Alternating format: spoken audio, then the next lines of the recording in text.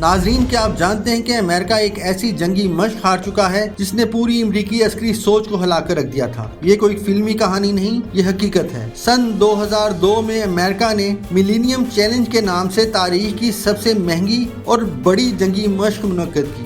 $250 million کی لاگت، 13,000 سے زائد فوجی، 2 سال کی منصوبہ بندی، مقصد تھا جدید ٹیکنالوجی کی طاقت آزمانا۔ امریکہ خود کو بلو ٹیم کہہ رہا تھا، جبکہ فرضی دشمن یعنی ریڈ ٹیم کی قیادت ریٹائرڈ میرین جنرل پال وان رائپر کے ہاتھ میں تھی، جسے ایران جیسی خلیجی طاقت کی نمائندگی سونپی گئی۔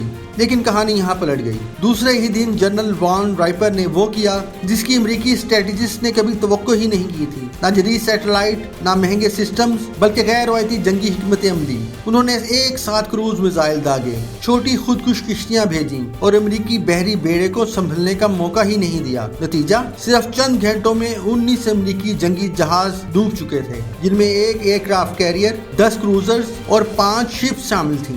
ماہرین کے مطابق اگر یہ حقیقی جنگ ہوتی تو 20,000 سے زائد امریکی فوجی ہلاک ہو چکے ہوتے۔ امریکی قیادت اس ذلت کو برداشت نہ کر سکی۔ کھیل کو ری سٹارٹ کیا گیا، اصول بدلے گئے اور باقی مشق اسکرپٹ کے مطابق چلائی گئی۔ آج 2 دہائیاں بعد یہی حکمت عملی چین کی نیوی اور ایران جیسے ممالک اپنا رہے ہیں۔ Swarming boats, cruise missile, cyber warfare. اسی لیے اگر کبھی امریکہ اور ایران آمنے سامنے آئے تو ایک بات طے ہے، امریکی بحری جہاز ایرانی ساحل کے قریب آنے کی جرت نہیں کریں گے، کیونکہ تاریخ گواہ ہے ٹیکنالوجی اکیلی جنگ نہیں جتاتی، اصل فرق حکمت عملی ڈالتی ہے۔